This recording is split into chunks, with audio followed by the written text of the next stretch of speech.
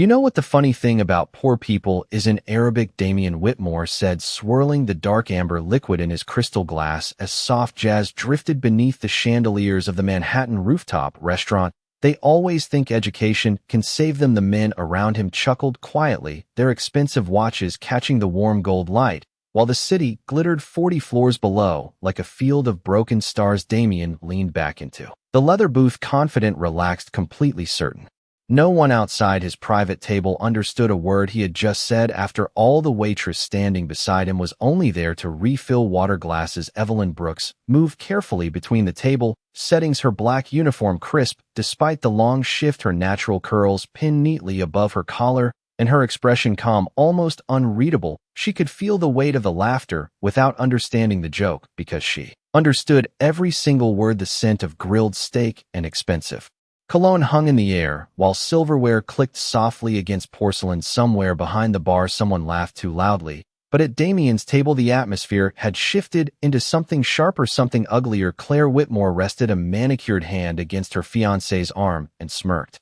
"Ask her if she even knows what caviar is," she said. Damien gave a small, amused exhale before replying again, in Arabic, his voice smooth and effortless. "She probably memorizes menu items like schoolchildren memorize prayers." Another round of restrained laughter followed. One investor nearly choked on his wine, trying not to grin. Damien loved moments like this, moments where he controlled the temperature of the room with nothing more than his voice. But then Evelyn set the wine bottle down beside his glass, and for the first time looked directly at him. Her eyes were steady, dark, intelligent, and unexpectedly fearless. When she spoke, her Arabic was flawless, rich with quiet precision. "Intelligence is often invisible to arrogant men, sir." The sound of her voice sliced through the table, like crystal cracking under pressure. Every fork stopped moving. One man froze with his drink halfway to his mouth. Claire's smile vanished instantly. Damien blinked once slowly, as if his brain needed an extra second to process what had just happened. Evelyn continued calmly, her pronunciation elegant enough to make even the older Saudi investor at the far end of the booth straighten in surprise. "And for the record," she added softly, "education saved my family long before I ever carried a tray." Silence swallowed the rooftop. The music still played somewhere in the distance, and below them, New York traffic rolled endlessly through the streets. But at that table, no one moved. Damien felt something unfamiliar crawl beneath his skin. It was not anger, not embarrassment exactly. It was the sudden, terrifying feeling of losing control in a room where he had always possessed all of it. Claire let out a nervous laugh, trying to repair the moment. "Well, that's unexpected," she said too quickly, but nobody joined her. The older investor slowly lowered his glass, his eyes now fixed entirely on Evelyn. "Your accent," he said in Arabic, his deep voice calm. "Where did you learn?" Evelyn hesitated only briefly. "My father taught me in Amman," she replied. "He was a language professor before he passed away." Something flickered across the investor's face, recognition, respect, maybe even grief. Damien noticed it immediately, and for the first time that evening the billionaire no longer looked like the most powerful person at the table. The city lights reflected across the windows beside them, while Evelyn quietly reached for the empty glasses, her hands perfectly steady. But Damien Whitmore could not stop staring at her, because somewhere between one sentence and one silence, the waitress he mocked had completely changed the room. Damien Whitmore had spent 15 years building rooms where nobody challenged him, and yet one quiet sentence from a waitress had done what billion-dollar competitors never could. It unsettled him. The rooftop air suddenly felt thinner, colder, sharper against his skin as the silence stretched across the private dining table like invisible wire. Claire shifted awkwardly beside him, forcing another brittle smile,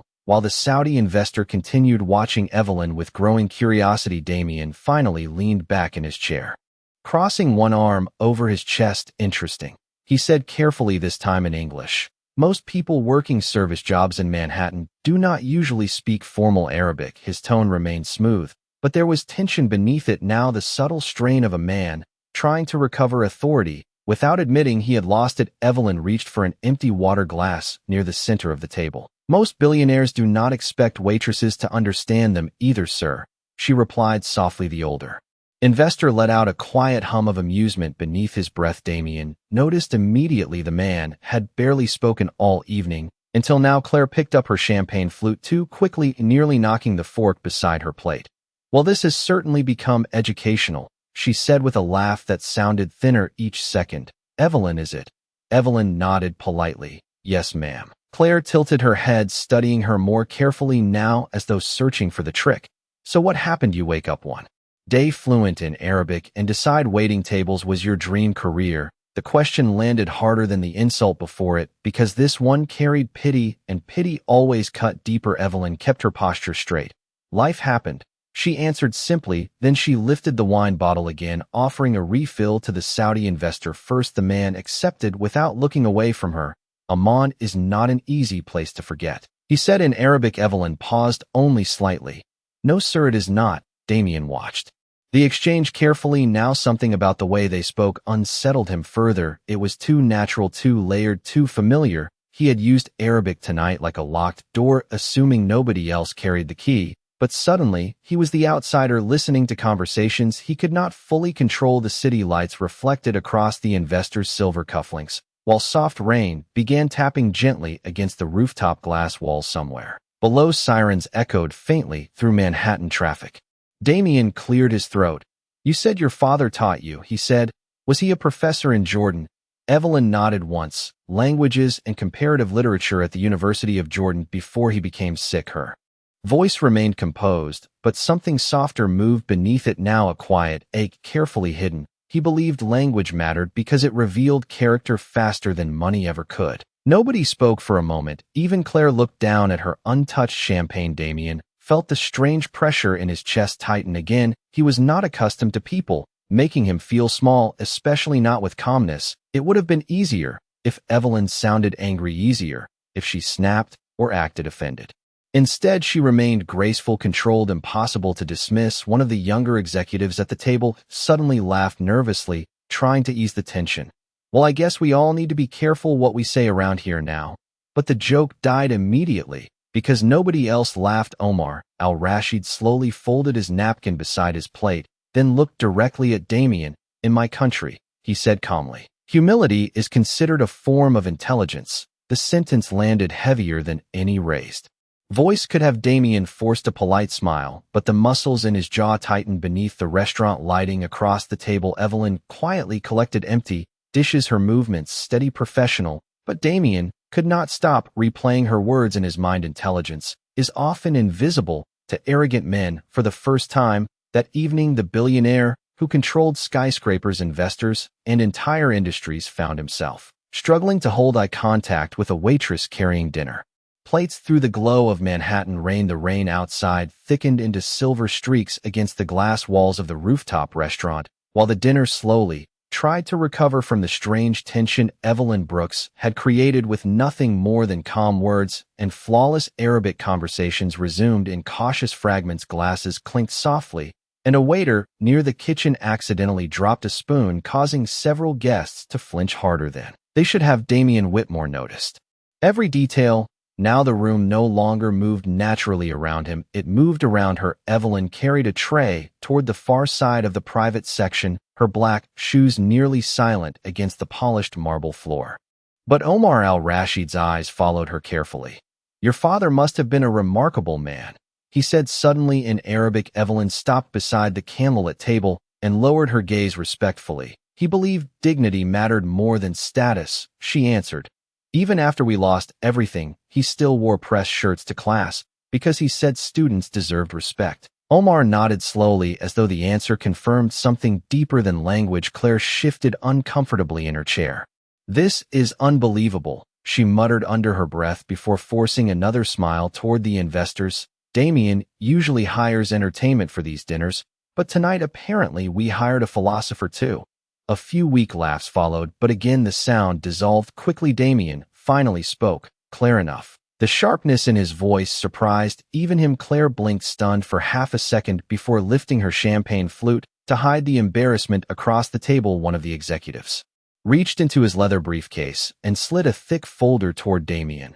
The final partnership documents arrived from Dubai this afternoon, he said. Legal already reviewed the English version, but Omar requested the original Arabic copy remain attached. Damien exhaled, relieved for the shift in focus.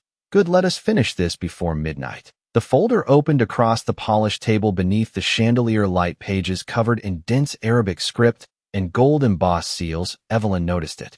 Immediately from across the room, her eyes flicked toward the signatures, then away again. She should not have cared, she told herself that twice, while arranging silverware near the service station. Yet something in the formatting bothered her. A memory surfaced: her father sitting beside stacks of translated legal texts at their tiny apartment in Amman, tracing clauses with a pencil while teaching her how a single sentence could ruin someone's future. Contracts hide knives in beautiful language, he used to say. Especially when rich men are eager. Damien loosened the cuff of his tailored suit, while the younger executive summarized numbers and timelines in confident, rehearsed language. Omar remained quiet only. Occasionally glancing at the Arabic pages himself, Claire leaned closer toward Damien, whispering something against his ear that made him smirk faintly for the first time since Evelyn embarrassed him. Then the executive turned another page and tapped a paragraph near the bottom. This section simply confirms temporary voting authority during international restructuring, he explained. Standard procedure. Omar's expression changed slightly, almost invisible, but enough Evelyn caught it from 20 feet away. The older man did not nod, he did not smile, he simply became still. Evelyn felt her stomach tighten. The rain hammered harder against the rooftop glass, now turning Manhattan into blurred rivers of white and gold. She looked again toward the contract, and this time recognized the phrase near the margin immediately. Not temporary authority, full transfer authority. Her father had drilled the wording into her years ago because the phrasing was intentionally deceptive in translation. The English explanation at the table was wrong, completely wrong. Evelyn stood frozen beside the service counter, gripping the edge of her tray. If Damien signed that document tonight, he could lose control of his own company within months. The thought should not have mattered to her. He mocked her publicly, he reduced her to entertainment in front of investors. Yet as she watched him lift the silver pen toward the signature line, another memory returned her. Father coughing weakly in their apartment while telling her the measure of character was not how people treated you when they respected you, but how you responded when they did not. Damien uncapped the pen. Claire smiled beside him, and the executive slid the final page closer across the table, while the entire rooftop glowed beneath the storm outside. Evelyn looked down once at the tray in her trembling hands, then back toward the contract, and quietly whispered to herself in Arabic, "Do not let pride make you silent." Damien Whitmore lowered the silver pen toward the contract while thunder rolled faintly somewhere beyond the Manhattan skyline. The candlelight flickered across the polished table, reflecting in the dark windows around the rooftop, dining room, and for one final second Evelyn Brooks tried to convince herself to stay quiet. Then she saw Omar al-Rashid's expression again, calm, unreadable, almost waiting. "Do not sign page 9. The words left her mouth before she could stop them. Every sound in the restaurant seemed to collapse at once. Damien's hand froze inches above the paper. Claire slowly turned her head toward Evelyn as though she could not believe a waitress had just interrupted a billion-dollar deal. One executive gave a sharp, awkward laugh. "Excuse me." Damien's voice was low now, dangerously controlled. Evelyn stepped closer, her tray still balanced carefully against one arm, though her pulse hammered so loudly she could barely hear the rain anymore. "The English summary is incorrect, sir," she said. "The clause on page 9 does not grant temporary voting authority. It transfers controlling interest if international revenue targets are missed for 2 consecutive quarters. Silence spread across the table like smoke. The younger executive immediately frowned and flipped through the contract pages. "That is not possible," he said quickly. "Legal already approved this translation." Evelyn met his eyes calmly. "Then legal translated it wrong." Claire let out a disbelieving laugh. "This is ridiculous, Damien. Please tell me we are not stopping dinner because a waitress suddenly thinks she is corporate counsel." But Damien was no longer looking at Claire. He stared directly at Evelyn, now studying her face, carefully searching for uncertainty. Fear, embarrassment, he found none. Omar slowly reached across the table and pulled the Arabic copy toward himself. His silver ring tapped lightly against the page while the room held its breath. The older investor adjusted his glasses, then reread the paragraph in silence. 10 seconds past 15. The rain beat harder against the rooftop glass. Damien felt the muscles in his neck tighten. Finally, Omar looked up. "She is correct." The sentence landed with terrifying softness. The younger executive went pale immediately. "No, that cannot be right," he stammered, grabbing the papers. "We hired one of the top translation firms in Chicago. Omar slid the contract closed with measured calm. Then you hired carelessness. Damien leaned back slowly, his jaw rigid, while Claire stared between them in disbelief. How much control would I lose? He asked. Omar answered without hesitation. Enough to remove you from decision-making authority within a year. Nobody moved. Evelyn felt cold suddenly despite the warm restaurant lighting. Damien's eyes dropped toward the unsigned contract still resting beneath his hand, then slowly lifted back toward her. How did you catch that from across the room? He asked. Evelyn swallowed once. My father used to teach legal translation classes, she said softly. He warned me that certain Arabic clauses are written to sound harmless in English because wealthy people rarely read carefully when they trust the room around them. The younger executive loosened his tie, visibly sweating now. There must be some misunderstanding. Claire snapped toward him immediately. You reviewed this twice. I reviewed the translated version. He answered weakly. Omar's expression darkened slightly. Convenient. Damien stood from the table at last, and the entire rooftop seemed to stiffen with him. He was a tall man, already intimidating without effort, but tonight something heavier moved beneath his silence. Disappointment, humiliation, perhaps even betrayal. He looked toward Evelyn again, but this time there was no mockery left in his face. You saved me from signing away my own company, he said quietly. Evelyn lowered her eyes for the first time all evening. I only corrected the translation, sir. Claire suddenly pushed back her chair with a harsh scrape against the marble floor. This is absurd. We are trusting a waitress over professionals now. Omar turned toward her slowly. No, he said in calm, measured English. Tonight we are trusting the only honest person at this table. The words hit harder than thunder. Damien closed the contract carefully with one hand while the city lights shimmered beyond the rain-soaked windows, and Evelyn realized the room had changed again, only this time it was no longer because she spoke Arabic. It was because she had chosen integrity when silence would have been easier. For several long seconds nobody at the rooftop table touched their food. The expensive steaks cooled beneath candlelight. Untouched glasses of wine sat forgotten beside folded contracts, and outside the rain poured across Manhattan in silver sheets that blurred the city into streaks of white and gold. Damien Whitmore remained standing beside his chair, his hand still resting on the closed contract, while tension settled over the dinner like heavy velvet. Claire crossed her arms tightly against herself, her polished smile finally gone. So what now? She asked sharply. We just cancel a $12 billion agreement because of one translation dispute.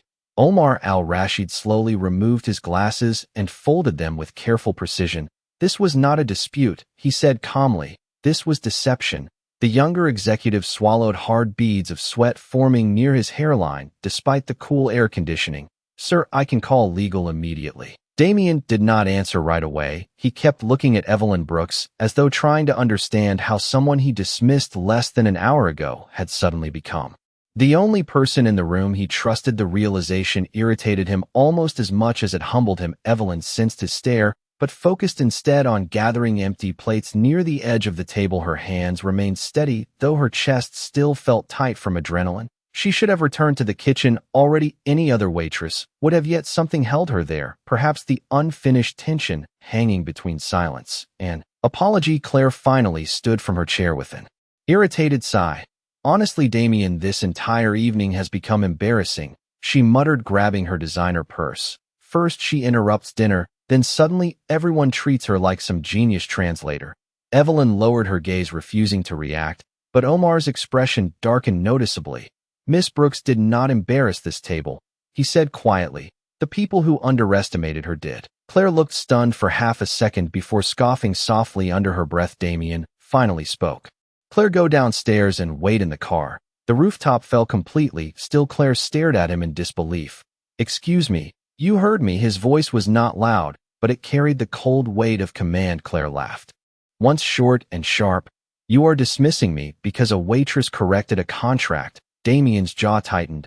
I am dismissing you because tonight you seemed more concerned with appearances than honesty. The sentence struck harder than anyone expected. Claire's face flushed immediately. She looked around the table searching for support, but nobody moved. Finally, she grabbed her coat from the back of her chair and stormed toward the elevator. Without another word, her heels echoed sharply across the marble floor before disappearing behind the closing doors. Silence followed, again softer now, but heavier. Damien exhaled slowly, and loosened his tie for the first time all evening. "Meeting is over," he said quietly. The executives immediately began gathering papers. With nervous, hurried movements, Omar remained seated watching Damien carefully, while Evelyn stepped backward preparing to leave unnoticed. "Miss Brooks." Damien's voice stopped her. She turned slowly. "Yes, sir." He glanced at the contract then. Back at her. "Why did you help me?" The question caught even him off guard. Evelyn hesitated. The rain tapped gently against the windows behind her, while distant thunder rolled across the skyline. "Because my father believed character matters most when nobody expects it from you," she answered softly. Damien looked away. First, something about that response landed painfully deep, because it exposed exactly how small his behavior earlier had been. Omar rose from his chair, adjusting the cuff of his dark suit. "Your father raised a wise daughter," he told Evelyn in Arabic. "He would be proud tonight." For the first time all evening, emotion flickered visibly across Evelyn's face. Not weakness, not tears, just quiet grief, wrapped carefully inside dignity. She nodded once, unable to speak. Damien noticed the way her eyes briefly lowered at the mention of her father, and something shifted inside him again. Not admiration exactly, not yet, but recognition, the kind that forces a man to confront the difference between success and worth. Evelyn picked up the final empty glass from the table and turned toward the service hallway, but before she disappeared, Damien called after her once more, this time without arrogance, without performance, without power. "Thank you, Evelyn." She paused near the doorway, the warm restaurant light catching softly against the gold name tag pinned to her uniform. Then, without turning around, she answered in calm, flawless Arabic, "You are welcome, Mr. Whitmore." The rooftop dinner ended shortly after midnight, but the tension from the contract followed Damien Whitmore long after the investors disappeared into black luxury sedans below. Rainwater shimmered across the Manhattan sidewalks while the revolving doors of the restaurant spun endlessly beneath gold hotel lights. Damien stood alone near the private elevator, adjusting the cuffs of his suit jacket, yet unable to quiet the storm moving through his mind. Around him, staff members cleared tables, folded linens, and stacked crystal glasses with quiet efficiency, but every few seconds his thoughts returned to the same image: Evelyn Brooks standing beneath chandelier light, calmly saving him from disaster after he mocked her in front of the entire room. "Mr. Whitmore," one of his executives approached nervously, holding a tablet. "Our legal department confirmed it. The Arabic clause would have transferred voting control exactly as Miss Brooks described." Damien closed his eyes briefly. "Who approved the translation?" "A subcontractor from Chicago. The oversight appears intentional." Intentional. The words settled heavily in Damien's chest. He looked toward the rain-soaked city beyond the glass walls, and suddenly remembered Claire insisting all month that the partnership be finalized quickly. He remembered her unusually close friendship with the executive who reviewed the contract. He remembered every small detail he ignored because arrogance convinced him he was always the smartest person in the room. "Find out who altered the agreement," Damien said quietly. "Tonight." The executive nodded immediately and disappeared toward the elevators. Damien remained standing alone for another minute before his gaze drifted toward the service hallway, where Evelyn vanished earlier. Something inside him refused to let the evening end there. He walked through the quiet restaurant, past empty candlelit tables, until he reached the employee corridor near the kitchen. The sounds changed immediately. Gone were the polished conversations and expensive laughter. Here, there was only the steady hum of refrigerators, the hiss of running water, and exhausted workers removing aprons after long shifts. Evelyn stood near a metal locker, fastening the buttons of a dark wool coat over her uniform. Her curls were slightly damp from steam, and loose strands framed her face softly beneath the harsh fluorescent lights. She looked up when she noticed Damien entering, and surprise flickered briefly across her expression. "Sir," she said politely. Damien suddenly felt strangely out of place in his tailored suit among the tired kitchen staff carrying trash bags and clocking out for the night. "I wanted to speak with you privately," he said. Evelyn nodded once, though her posture remained guarded. "About the contract, about everything." The words came out quieter than he intended. A dishwasher pushing a cart slowed, slightly sensing the tension, before quickly moving on. Damien glanced around the narrow hallway, then back at her. "You could have let me sign it," he admitted. "After the way I treated you, most people probably would have." Evelyn slipped her employee badge into her coat pocket carefully. "Maybe," she answered, "but I was not raised to confuse revenge with strength." The sentence hit him harder than any public embarrassment earlier because it carried no cruelty, only truth. Damien leaned one shoulder lightly against the wall beside the lockers, his voice lower, now stripped of the confidence he usually wore like armor. I owe you an apology. Evelyn looked genuinely startled by that. You do not owe me anything, sir. Yes, I do, he said immediately. I assumed your worth before I knew a single thing about you. For a moment neither spoke. The fluorescent lights buzzed softly overhead, while rain tapped against the small service entrance window nearby. Evelyn finally exhaled slowly. People usually hear my job title before they hear my voice, she admitted. I got used to it a long time ago. Damien studied her carefully, then noticed something tucked partially inside her worn leather tote bag, a stack of heavily marked language textbooks, Arabic, English comparative translation. Notes, corners bent from use. You are still studying? He asked. Evelyn hesitated before nodding. At night, when I can afford classes. Why are you working here then? She gave a faint, tired smile. Because tuition in New York costs more than kindness. Damien almost smiled at that, but the sadness behind her words stopped him before he could answer. His phone vibrated sharply inside his jacket pocket. He glanced down at the screen, and immediately his expression darkened. It was a message from his executive, 2 sentences only, but enough to drain the remaining warmth from his face. Claire Whitmore's private accounts were linked to the offshore company that drafted the altered contract. Damien slowly lowered the phone, while the kitchen noise faded into distant static around him, and for the second time that night, Evelyn Brooks watched a billionaire realize the danger had been sitting beside him all along. The message remained glowing on Damien Whitmore's phone screen like a crack running through glass. Claire Whitmore's private accounts were linked to the offshore company that drafted the altered contract. He read the sentence twice, hoping exhaustion had distorted the meaning, but the words stayed cold and precise. Evelyn noticed the color drain from his face immediately. Is everything all right? She asked softly. Damien looked up slowly, and for the first time since she met him, he no longer looked untouchable. The confidence that filled every room around him earlier that evening had fractured into something quieter, more human. No, he admitted. The single word hung heavily between them. Somewhere deeper in the kitchen, someone laughed tiredly at the end of a long shift. Dishes clattered into sinks, and a coffee machine hissed softly. But near the employee lockers, the world felt strangely still. Damien locked his phone and slipped it back into his jacket pocket.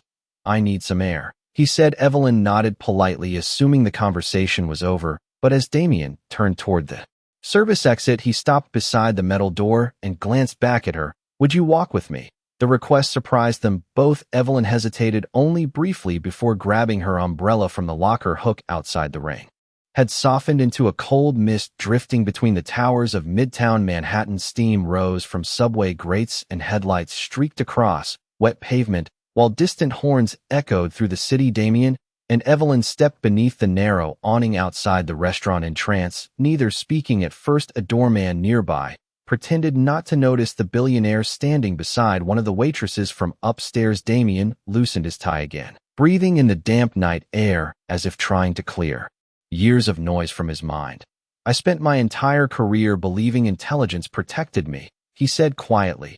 Turns out arrogance makes people blind too. Evelyn held the umbrella carefully against the drizzle. Sometimes successful people stop expecting betrayal from the people closest to them. Damien let out a humorless laugh.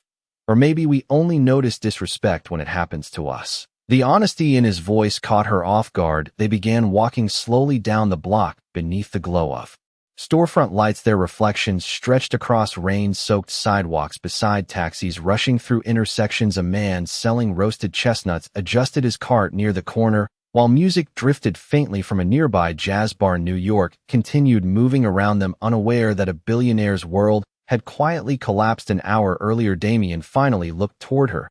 Did you already suspect Claire? Evelyn shook her head. No, sir, but she seemed more upset about embarrassment than dishonesty. Damien stared ahead silently because deep down he knew she was right. He remembered every dismissive comment Claire made about employees, every cruel joke disguised as sophistication, every moment he ignored because it was easier than confronting it. You know the worst part? He asked softly. I almost signed that contract because I trusted appearances more than character. Evelyn tightened her grip slightly on the umbrella handle. Most people do, she answered. That is why kind people are often underestimated. They reached a quiet crosswalk where the traffic light reflected red against puddles at their feet. Damien suddenly stopped walking. Why are you still working double shifts if you speak 3 languages? He asked. Evelyn looked down briefly before answering. My father passed away during my second year of college. My mother was already gone by then. My younger brother needed tuition and rent. Did not wait for grief. Damien listened carefully. So you gave up school? Temporarily, she corrected gently. I promised myself it was temporary even when it stopped feeling that way. The rain tapped softly against the umbrella fabric above them, while Damien studied her profile beneath the city lights. There was no bitterness in her voice, no self-pity, only exhaustion wrapped carefully inside dignity. He thought about the executives at his company, men with degrees from elite universities who never once displayed the integrity this woman carried so naturally. Evelyn, he said quietly. She turned toward him. I owe you more than an apology. Before she could respond, a black SUV suddenly pulled hard against the curb beside them. Claire stepped out into the rain, without an umbrella, her expression sharp, furious, and humiliated. There you are, she snapped at Damien. Her eyes shifted toward Evelyn, instantly narrowing with cold disbelief. Unbelievable, she muttered. You leave me alone downstairs to walk through Manhattan with a waitress. Damien's face hardened immediately, but Evelyn sensed something worse beneath Claire's anger, fear, the kind people show when secrets begin slipping beyond their control. Rain dripped steadily from the edge of the umbrella as Claire Whitmore stood beside the black SUV, her blonde hair damp around the edges despite the expensive coat wrapped tightly around her shoulders. Midtown traffic rolled behind her in streaks of red and white, while pedestrians hurried past without noticing the tension gathering on the corner. Damien Whitmore looked at her for several long seconds before speaking. What are you doing here? Claire crossed her arms, immediately defensive. Looking for my fiancé, apparently. She replied sharply. You disappeared in the middle of a disaster because of her. The last word carried enough bitterness to cut through the cold night air. Evelyn stepped back slightly, instinctively creating distance, but Claire noticed and gave a quiet, humorless laugh. Please, do not act innocent. You humiliated me upstairs in front of investors. Damien's expression darkened. No, Claire, you humiliated yourself. Silence hit instantly. Even the driver seated inside the SUV looked down toward the steering while pretending not to hear. Claire stared at Damien in disbelief. You are taking her side. This is not about sides, Damien answered firmly. This is about the fact that she protected my company while the people closest to me nearly destroyed it. Claire's face paled, almost imperceptibly. You cannot seriously believe I had anything to do with that contract. Damien reached slowly into his coat pocket and pulled out his phone. The city lights reflected across the screen as he held it toward her. Your offshore accounts are connected to the drafting company. Claire's breath caught for half a second before her expression hardened again. That proves nothing. It proves enough for me to ask questions. Damien replied quietly. Evelyn remained silent beneath the umbrella, watching the exchange carefully. She could feel the grief moving beneath Damien's anger, not simply betrayal, but the crushing realization that trust had blinded him more effectively than arrogance ever had. Claire looked toward Evelyn, suddenly eyes flashing with humiliation. You think you won something tonight, she snapped. You are still a waitress standing in the rain outside a restaurant, while people like us decide the future of companies. Damien immediately stepped forward. Enough, the force in his voice startled even Claire. Do not speak to her like that again. Rainwater slid down the edge of the umbrella while taxis hissed through puddles beside the curb. Claire stared at Damien as though she no longer recognized him. You are defending her now, she whispered. Damien shook his head slowly. No, Claire, tonight, she defended me. The truth of the sentence seemed to drain whatever fight remained in her. Claire looked away, first her polished confidence finally cracking beneath the weight of exposure. I did everything for us, she said quietly, almost to herself.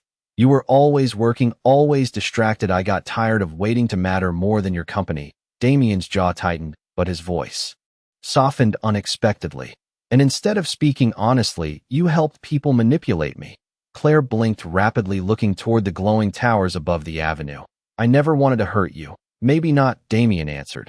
But you stopped respecting me a long time ago. The words settled heavily into the rain-soaked silence. Claire lowered her gaze, then finally stepped backward toward the SUV. Without another word, she slipped inside, and the vehicle pulled away into Manhattan traffic, disappearing Beneath streams of red brake lights, Damien stood motionless for several seconds after the car vanished. Evelyn watched him carefully, now seeing not the billionaire from earlier, but a tired man confronting the collapse of a future he thought was secure. "I should go," she said softly. Damien turned toward her slowly. The sharpness in his face had faded, leaving only exhaustion and something quieter, regret, perhaps admiration. "Evelyn, wait." She paused beneath the umbrella. "I meant what I said earlier," he continued. "I owe you more than an apology." Evelyn gave a faint, tired smile. "Mr. Whitmore, respect is not something people repay with money." Damien looked down briefly at the wet pavement, then back at her. "Then tell me how to make this right." For a moment the noise of Manhattan seemed to soften around them, the sirens distant, the rain gentler, the city holding its breath. Evelyn studied him carefully before answering. "Start by listening to people before deciding who they are." Damien absorbed the sentence silently because deep down he knew it was the first honest advice anyone had given him in years. Then beneath the glow of streetlights reflecting across rain-soaked sidewalks, the billionaire and the waitress stood facing one another, not as powerful man and invisible employee, but as two people changed forever by one difficult night. In New York City 6 months later, the first snow of December drifted softly across the streets of Manhattan, coating the sidewalks in silver while warm yellow lights glowed through the windows of a newly renovated brownstone on the Upper West Side. Children's laughter echoed from inside, mixing with the sound of turning pages and quiet conversations spoken in different languages. Above the entrance, a bronze plaque reflected the winter light, the Brooks Language Foundation. Beneath the name, smaller letters read, "In honor of Professor Samuel Brooks, who believed language should build bridges, not walls." Inside the building, rows of bookshelves lined freshly painted walls. Arabic, English, French, and Spanish texts filled every corner,